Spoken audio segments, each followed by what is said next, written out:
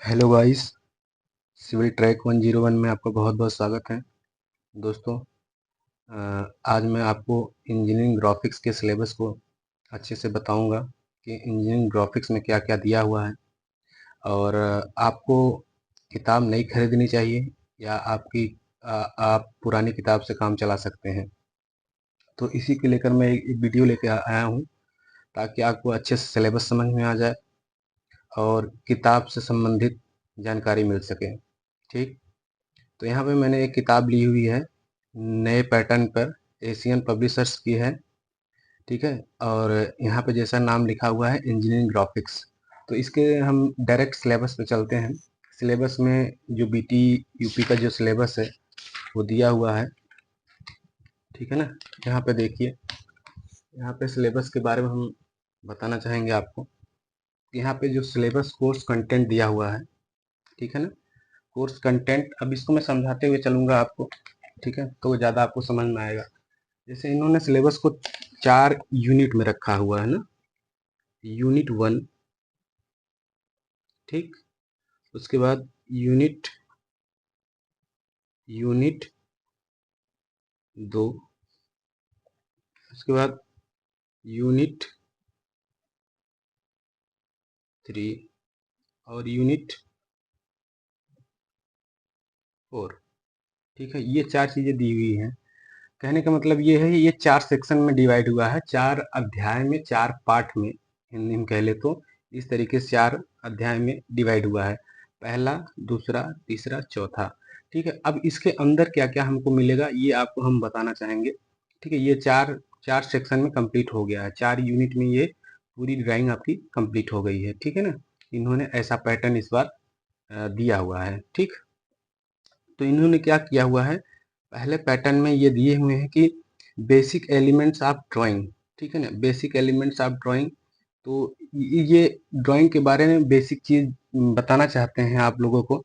ठीक है, तो इन्होंने पहले यूनिट में इन्होंने पहला जो दिया हुआ है, ये डायमेंशनिंग दिए हुए हैं।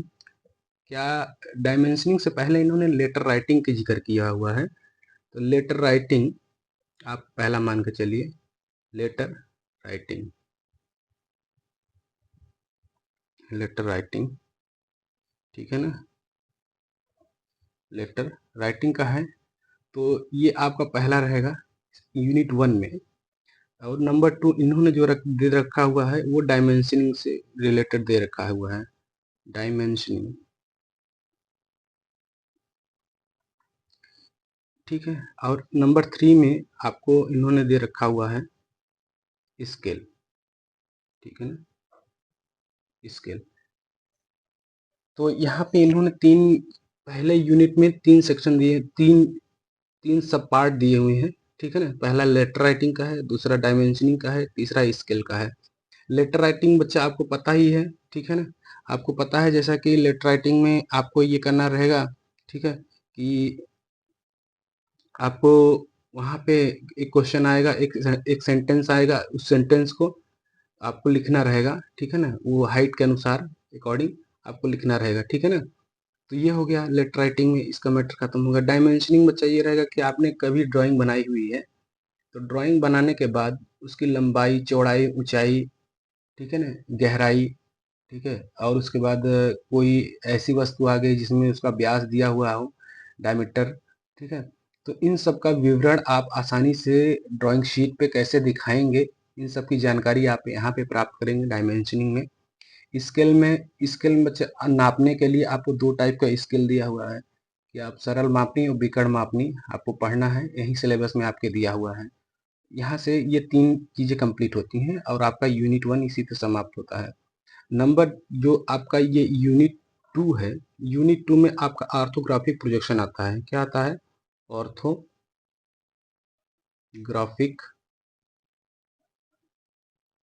Graphic projection. ऑर्थोग्राफिक प्रोजेक्शन में बच्चा इसमें क्या है, इसमें आपको एक वस्तु दी रही होगी जो 3D में दिया रहेगा, 3D में दिया रहेगा। ठीक है ना, और उसको क्या करना रहेगा, 3D में दिया रहेगा, उसको आपको 2-3 व्यू में, मतलब फर्स्ट व्यू देखेंगे, सेकंड व्यू देखेंगे, थर्ड व्यू देखेंगे, दो 3 व्यू में उसको कंप्लीटली हमको देख के समझना रहेगा कि ये वस्तु कैसी दिख रही है, लंबाई, चौड़ाई, ऊंचाई, समस्त चीज़ें की जानकारी यहाँ से हम प्राप्त करेंगे। ठीक है ना? तो ये हो जाएगा। तो यहाँ से ये बस इसमें है और इसको बेसिक चीज़ों में ये लिया जाएगा। बेसिक चीज़ों में इसमें आ जाएगा projection of point, projection of line, projection of plane. ठीक है? हालांकि पिछली बार क्या था, इससे इसमें इसमें पिछली बार में क्या होता था, इसमें अलग अलग चैप्टर दिए रहते थे। ठीक है? लेकिन इस बार ऐसा कर दिया गया है कि प्रोजेक्शन ऑफ ऑर्थोग्राफिक प्रोजेक्शन में अब projection of point, projection of line और प्रोजेक्शन ऑफ प्लेन, ठीक है ना, इन सबको इसका ऑर्थोग्राफिक का बेसिक मान लिया गया। हालांकि सही ही है कि इन सबको पढ़ने के बाद तब ऑर्थोग्राफिक पढ़िए, तब आपको अच्छे से समझ में आएगा। तो एक 3D फिगर रहेगा, लास्ट में आपको 3D फिगर की लंबाई, चौड़ाई, ऊंचाई आपको दो तीन व्यू में आपको देख के खत्म करना रहेगा। तो इसमें ये रहेगा, यहीं से आपका समझ लीजिए कि 15 से 20 नंबर का क्वेश्चन जो बनता है वो आ गया यहीं से। ठीक है ना? उसके बाद यहाँ से यूनिट 3 की बात करते हैं। यूनिट 3 में प्रोजेक्शन ऑफ सॉलिड का क्वेश्चन होता है। प्रोजेक्शन ऑफ सॉलिड मतलब, कहने का मतलब ये रहेगा कि आप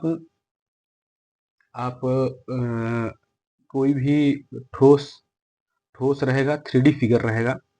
3D फिगर मतलब सिंपल आकृति रहेगी, जैसे बेलन हो गया, शंकु हो गया, ठीक है ना, ये सब चीजें रहेंगी, उनका आपको प्रोजेक्शन प्राप्त करना रहेगा। ठीक, यही चीजें रहेंगी और उनका सेक्शन भी काटना रहेगा, मतलब काट के अंदर से देखना रहेगा। कोई कोई कॉम्प्लिकेटेड फिगर आ जाता है तो इनको एक बाहर से देख कर हम नहीं समझ पाते हैं, तो उनको काट के अंदर से देखा जाता है कि अंदर क्या मटेरियल, कैसे कैसे उसकी डिजाइनिंग बनी हुई है। ठीक है ना? तो ये सेक्शन में हम प्रोजेक्शन ऑफ सॉलिड में देखेंगे। प्रोजेक्शन ऑफ सॉलिड, ठीक है, ये इसमें हम कंप्लीट करेंगे। प्रोजेक्शन सॉलिड से रिलेटेड, यहाँ ठोसों से संबंधित जो भी आपको दिया रहेगा, जैसे यहाँ पे दिया हुआ है top view, front view, side view, ठीक है ना, सॉलिड का, तो वो सब आपको करना रहेगा, उसका सेक्शन भी काटना रहेगा। ठीक, अब आगे चलते हैं। तो इसमें ये ज़्यादा लंबा चैप्टर नहीं है, ठीक ठाक चैप्टर है, अच्छा समझ में आने वाला है। ठीक है, यहाँ से आप क्वेश्चन को स्किप भी कर सकते हैं। जैसे कोई क्वेश्चन यहाँ पे लेटर राइटिंग का आपको ज़्यादा नहीं, मतलब कि ठीक ठाक बना भी लेते हैं बच्चे, बट क्या प्रेफर करते हैं कि प्रोजेक्शन ऑफ सॉलिड का क्वेश्चन मिल जाए, तो यहाँ से पूरे मार्क्स मिलते हैं। ठीक है ना? आइसोमेट्रिक व्यू आता है आखिरी में, आइसोमेट्रिक व्यू।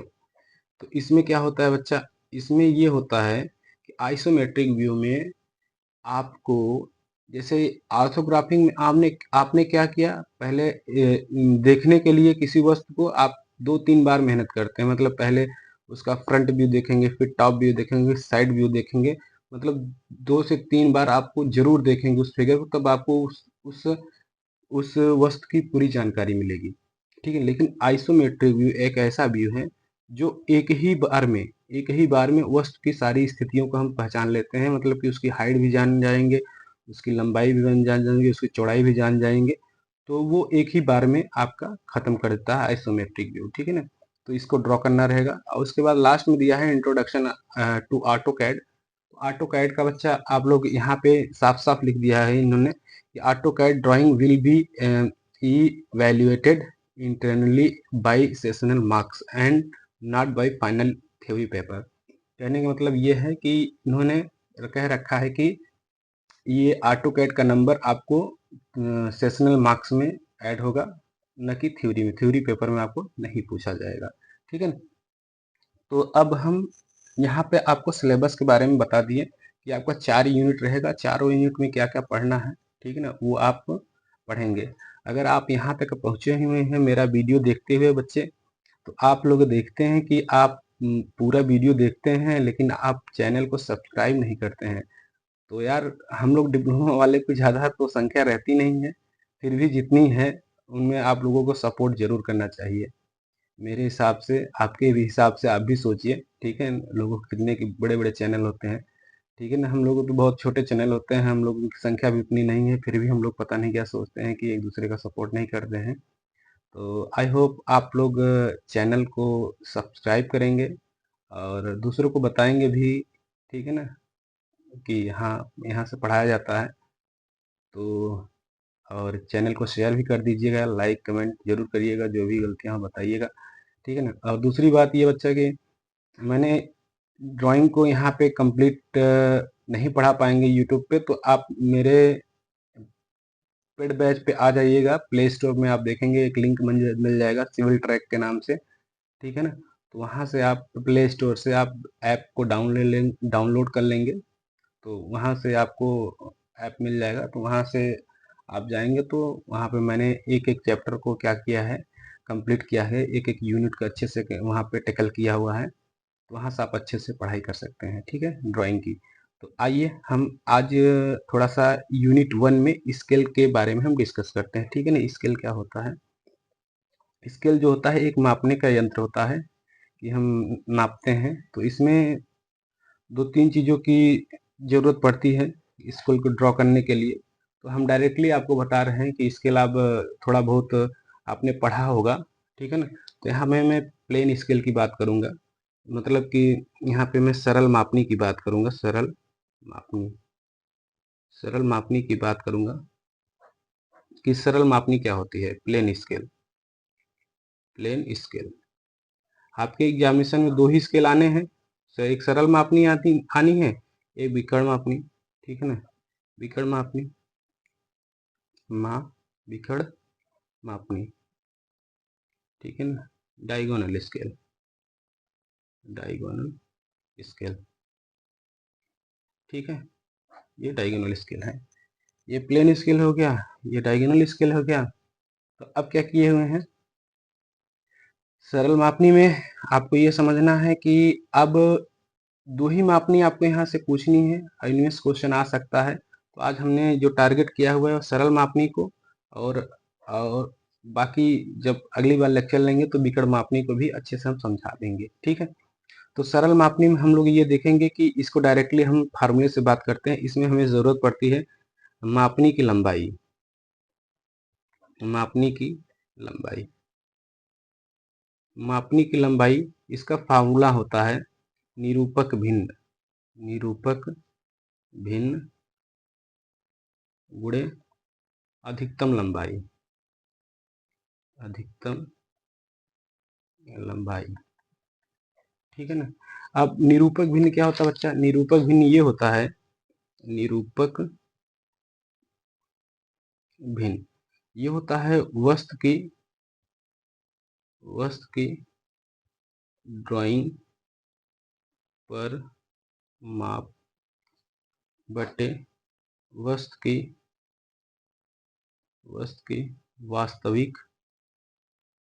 वास्तविक माप, ठीक है। अब ये दो फार्मूले हैं, इन दो फार्मूले से ये आपका मापनी का क्वेश्चन सॉल्व हो जाएगा। कैसा भी क्वेश्चन है यहाँ से मापनी आपको, आप इसकी एलओएस निकाल लेंगे। एलओएस निकालने के बाद अब क्या करेंगे, एलओएस, इसको इंग्लिश में एलओएस बोलेंगे, LOS length of scale, LENGTH length of scale, short में LOS, क्या बोलेंगे? LOS, इसको LOS बोलेंगे। इसको निरूपक भिन्न को शॉर्ट में बोलेंगे RF,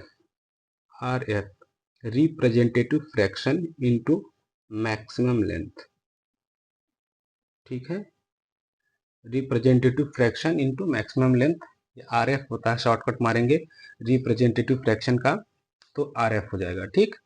तो RF इंटू मैक्सिमम लेंथ और वस्तु की ड्राइंग पे माप बटे वस्तु की वास्तविक माप, ये RF का फार्मूला हुआ, ठीक।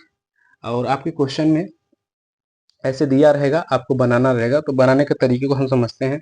एक क्वेश्चन मैंने लिया है, उस क्वेश्चन को ड्रॉ करके आज देख लेते हैं, फिर आगे आपको मैं बताऊंगा। प्लेन स्केल का ये क्वेश्चन है, ठीक है। क्वेश्चन देखो क्या दिया हुआ है, एक मापनी एक अनुपाते 5 की साधारण मापनी खींचो जो 8 डेसीमीटर की दूरी पढ़ सके। मापनी पर 4 डेसीमीटर और 3 सेंटीमीटर की दूरी प्रदर्शित कर दो। पहला बच्चा इसमें जो दिया हो उसको नोट डाउन कर लेते हैं। इस ये 1:5 में दिया हुआ है, तो ये RF दिया हुआ है। क्या दिया हुआ है? RF। RF कितना दिया हुआ है? 1:5, ठीक। अब उसके बाद इसमें जो कह रहा है कि 8 डेसीमीटर की दूरी पढ़ सके, मतलब ये मैक्सिमम लेंथ हुआ। क्या हुआ? मैक्सिमम लेंथ, ठीक है, जब इतना पढ़वा रहा है वो मैक्सिमम लेंथ हुआ 8 डेसीमीटर।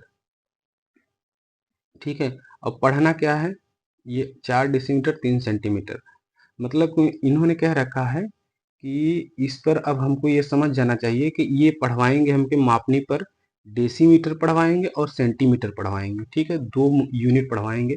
अच्छा, इनको मैं बता दूं बच्चा कि सरल मापनी किसे कहते हैं, विकर्ण मापनी किसे कहते हैं। ये ऐसी मतलब कि विकर्ण सरल मापनी ऐसी मापनी होती है जिस पर हम 2 यूनिट पढ़ते हैं। कहने का मतलब मीटर, डेसीमीटर, किलोमीटर, हेक्टोमीटर। ठीक है ना, 2 ही यूनिट पढ़ेंगे हम, उसमें क्या आएगा, सरल मापनी आएगा। ठीक है, विकर्ण मापनी में हम 3 यूनिट पढ़ेंगे। जैसे हम यहाँ पे स्केल यूज करते हैं ना, वो हमारा सरल मापनी है, क्योंकि वहाँ पे हमने 2 यूनिट पढ़ा हुआ है, एक सेंटीमीटर पढ़ा हुआ है, एक पढ़ा हुआ है। तो ऐसे स्केल को 2 सरल मापनी बोलेंगे। अगर तीन तीन यूनिट पढ़ेंगे, ठीक है, मतलब कि आप ये समझ लीजिए जैसे कोई स्केल दिया हो उसमें हम मीटर भी पढ़ें, सेंटीमीटर भी पढ़ें, पढ़ें, तीनों पढ़ें, तो कहने का मतलब वो हो गया, वो विकर्ण मापनी हो गया। ठीक, तो आई होप आप समझ गए होंगे सरल मापनी क्या होती है, विकर्ण मापनी क्या होती है। ठीक है, तो यहाँ पे हम 2 यूनिट पढ़ रहे हैं। 2 यूनिट कहने का मतलब ये है कि एक डेसीमीटर पढ़ रहे हैं और एक सेंटीमीटर पढ़ रहे हैं, तो ये सरल मापनी बनेगा। ठीक है ना, अब यहाँ पे हम सीधा LOS निकालेंगे। LOS, LOS क्या होता है बच्चा, length of scale. Length of scale formula क्या होता है, RF into maximum length, maximum length. ठीक है ना, तो RF कितना दिया हुआ बच्चा, RF 1/5 दिया हुआ है। मैक्सिमम क्या दिया हुआ है, मैक्सिमम लेंथ, मैक्सिमम लेंथ आपका 8 डेसीमीटर दिया हुआ, 8 डेसीमीटर।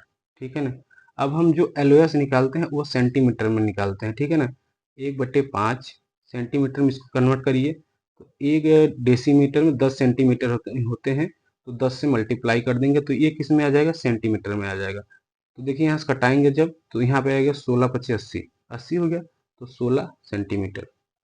ठीक है ना, ये क्या आया, LOAS आया। ठीक है ना, ये LOS आया। अब इसके अकॉर्डिंग हम क्या करेंगे, अपनी ड्राइंग हम बनाएंगे। ठीक है ना, तो इसको हम कैलकुलेशन भी आप ड्राइंग शीट पे कर लीजिएगा, मैं यहाँ पे आपको इसको ड्रॉ करके दिखा दे रहा हूँ। ठीक है ना, ताकि आप अच्छे से थोड़ा समझ जाए। अब हम 16 सेंटीमीटर को पकड़ के चलेंगे। क्या करेंगे, 16 सेंटीमीटर को पकड़ के चलेंगे। 16 सेंटीमीटर की एक रेखा खींच लेंगे। कितने की, 16 सेंटीमीटर की। देखिए 16 सेंटीमीटर की एक रेखा खींच लेंगे ऐसे। ठीक है ना, अब क्या करेंगे, यहाँ से हम एक न्यून कोड खींचेंगे। लाइन क्लियरली पता चल रही है। ठीक है,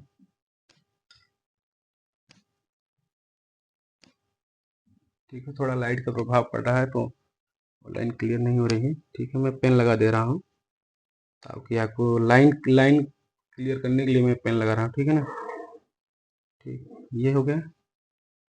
ठीक, अब यहाँ पे इसके हम यहाँ से एक न्यून कोड लेंगे, एक न्यून कोड लेंगे। ये देखिए, ये हल्की लाइन रहेगी, ये हल्की लाइन रहेगी। ठीक है ना, ये हल्की लाइन रहेगी, न्यून कोड है आपका, तो इसको हम हल्का रखेंगे। ठीक, उसके बाद हम क्या करेंगे, एक एक डिवाइडर लेंगे। डिवाइडर देखो बच्चा, इसको बोलते हैं डिवाइडर। ठीक है ना, मतलब दोनों नोक रहे। अब अपने अकॉर्डिंग कोई भी चाप ले लेंगे। ठीक है ना, कोई भी चाप ले लेंगे। चाप लेने के बाद अब हम डिवाइड करेंगे, कितने भागों में डिवाइड करेंगे। तो बच्चा यहाँ पे हमको पढ़ने के लिए कितना दिया कह रहा है, इसके अकॉर्डिंग हम डिवाइड करेंगे। पढ़ने के लिए हमें 8 डेसीमीटर कह रहा है, तो हमको वो पढ़वा रहा है 8 डेसीमीटर। तो 8 डेसीमीटर हम पढ़ेंगे तो एक से ही पढ़ेंगे ना, तो इस प्रकार से इसमें 8 पार्ट करेंगे, क्योंकि हमको डेसीमीटर और सेंटीमीटर पढ़वा रहा है। तो पहले पार्ट में हम 8 भाग करेंगे। ठीक, तो यहाँ से कोई भी अकॉर्डिंग अपने अकॉर्डिंग चाप ले लेंगे। ठीक है, इस चाप को ढीला नहीं होने देंगे। ठीक, एक बार जो लिए लिए रहेंगे। ठीक, एक, ठीक है, 2, 3, 4, 5, 6, 7 और एक 8। ठीक है ना, आपको दिख रहा होगा नहीं दिख रहा है, मैं पॉइंट कर दे रहा हूँ। मैंने यहाँ पे लिया हुआ है 1 2, ठीक है ना। यहाँ वीडियो मैंने दिखाने के लिए आपको पॉइंट कर रहा हूँ, वैसे आपको दिखेगा, ठीक है ना, साफ साफ दिखेगा, ठीक है ना। ठीक, थोड़ा सा मैं जूमिंग कर दूं क्या?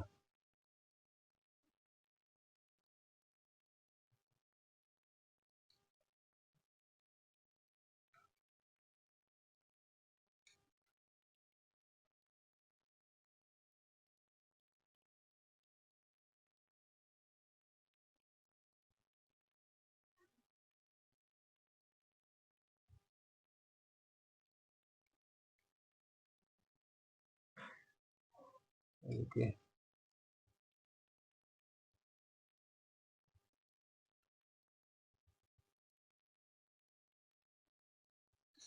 ठीक है,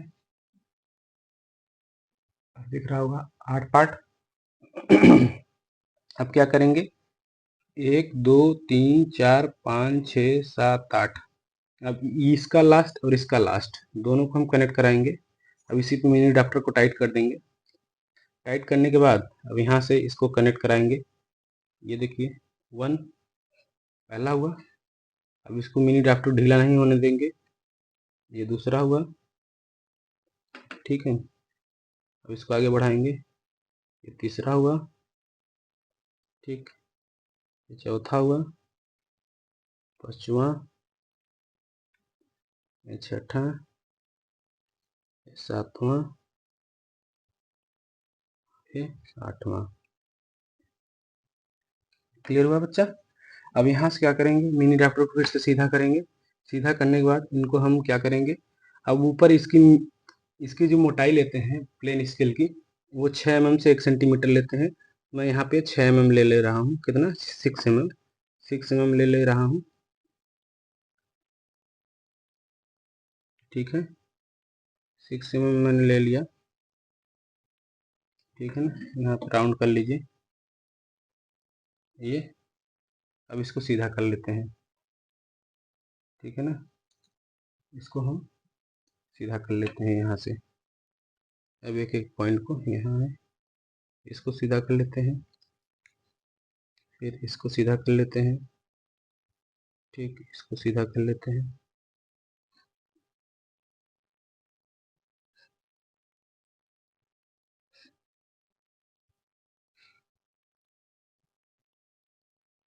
ठीक। अब यहाँ पे हम इसको नेमिंग कर देंगे कि यहाँ पे 0 है, 1 है, 2 है, 3 है, 4 है, 5 है, 6 है, 7।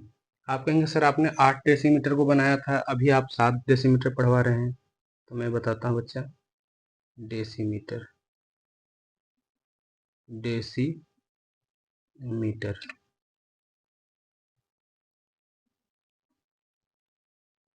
डेसीमीटर। ये 7 डेसीमीटर इसलिए है कि मैंने एक डेसीमीटर को यहाँ पहले ही छोड़ दिया हुआ है, ठीक है ना। 1 डेसीमीटर पहले छोड़ दिया। ये पार्ट थोड़ा बड़ा लग रहा है, ठीक है ना। तो यहाँ पे थोड़ा सा ये मैटर कर गया है कि इसको हम सही से मिलाया नहीं है। यहाँ पे आ जाएगा तो ये सही हो जाएगा, ठीक। तो आप में बड़ा छोटा नहीं होना चाहिए, सही से काम करिएगा, ठीक। अब क्या करेंगे, अब ये 1 डेसीमीटर पड़ रहा है, 1 डेसीमीटर 10 सेंटीमीटर होते हैं। 10 सेंटीमीटर को हम क्या करेंगे, अब यहाँ इसके हम एक एक एक जो भाग है इसके हम कितने पार्ट करेंगे, 10 पार्ट करेंगे। कितने? 10 पार्ट करेंगे। तो इसको भी वही किसी भी वस्तु को, मतलब किसी भी लाइन को भाग, अगर कई भागों में बांटना है तो आप इसी का इस्तेमाल करेंगे, डिवाइडर का। डिवाइडर मतलब यही होता है, कई पार्ट में डिवाइड करने के लिए। तो इसमें हम 10 पार्ट डिवाइड करेंगे। 1 2 3 4 5 6 7 8 9 10, ठीक है। 10 भाग हो गए। यहाँ 10 भाग आपको दिखने चाहिए, ठीक। 10 पार्ट हो गए। अब क्या करेंगे, यहाँ से मिलाएंगे लास्ट से लास्ट, इसी मिनी ड्राफ्टर को टाइट कर लेंगे, ठीक है ना। यही मिलाने में दिक्कत होती है, इसीलिए आपको छोटा बड़ा दिख जाता है। आप सही से काम करोगे तो नहीं दिखेगा। ये सब हल्की लाइनें रहेंगी, ये सब हल्की लाइनें रहेंगी, ठीक है ना। दूसरा पॉइंट, ये तीसरा पॉइंट हुआ, ठीक है। चौथा पॉइंट हुआ, पांचवा पॉइंट हुआ, ये छठवां पॉइंट हुआ, सातवां पॉइंट हुआ,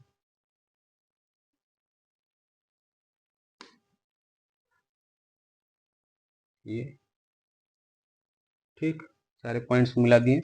अब इनको भी उसी प्रकार से हम ऊपर उठा लेंगे जैसे पहले में उठाए थे, ठीक है ना। ये 1 2 3 4 5 6 7 8, सारे पॉइंट थे 1 2 3 4 5 6 7 8 9 10, ठीक है। तो 1 2 3 4 5 6 7 8 9, एक पॉइंट कहीं मिस हो गया क्या, ये मिस हो गया इधर, एक पॉइंट यहाँ पे है, इसको भी ले लेते हैं, ये ठीक है ना, यहाँ पे आ जाएगा ये, ठीक। यहाँ से इसको ऊपर उठा लेंगे, ठीक। 10 हो गए। अब क्या करना रहेगा, अब यहाँ पे इसका LOS लिखना रहेगा, ठीक है ना। यहाँ पे LOS इसको लिख दे, इसका LOS लिख दे, यहाँ पे इसका LOS लिख देंगे। अब ये बच्चा क्या पढ़ रहा है, पहली बात इधर जो पढ़ रहा है उसको लिख देंगे सेंटीमीटर, इधर सेंटीमीटर पढ़ रहा है, सेंटीमीटर, सेंटीमीटर लिख दिए, ठीक है ना। अब इसको लिख देंगे कितने सेंटीमीटर का है ये, अब इसके LOS लिखेंगे, ठीक है ना। उससे नहीं मतलब है कितने सेंटीमीटर का है ये, 10 भाग हो गए, 10 सेंटीमीटर पड़ रहा है वो, तो यहाँ पे LOS लिखेंगे, क्या लिखेंगे, LOS, LOS कितना है, 16 सेंटीमीटर, 16 सेंटीमीटर,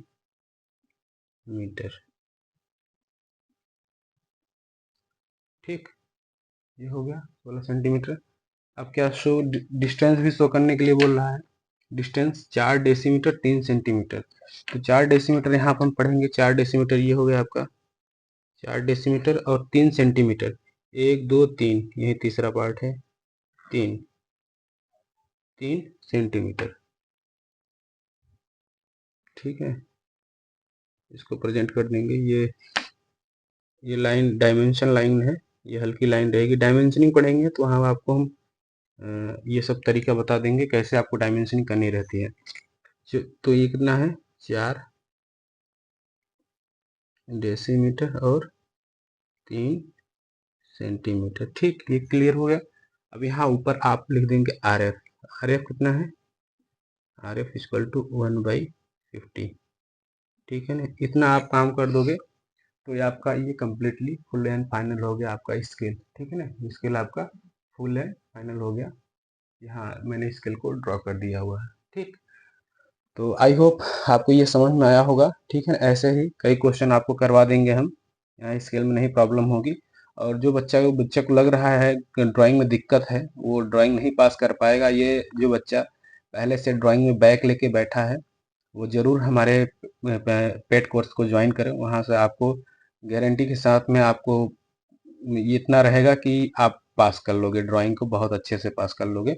आपको इस सब्जेक्ट में बिल्कुल भी फिक्र करने की ज़रूरत नहीं रहेगी। अभी मैंने वहाँ पे स्टार्ट किया हुआ है लेटर राइटिंग को, तो लेटर राइटिंग को अभी पढ़ा रहे हैं, ठीक है ना। तो ऐसे ही हम धीरे धीरे चलते रहेंगे, ठीक है। आपके एग्जामिनेशन तक को हम वहाँ पे कंप्लीट कर देंगे और वहाँ पे एक ऐसी क्लास रहेगी 3 घंटे की, ठीक है, 3 घंटे की, जिसमें आपको अगर एक क्लास भी पढ़ लोगे तो वहाँ पे आपको संजीवनी बूटी का काम करेगा वो। तो इसी के साथ मैं ये लेक्चर को फिनिश करता हूँ और आपसे उम्मीद करता हूँ कि आप चैनल को सब्सक्राइब करेंगे और लोगों में बताएंगे भी, ठीक है, लाइक करेंगे, सब्सक्राइब कमेंट भी करेंगे जो भी गलतियाँ हो रही हैं, ठीक है।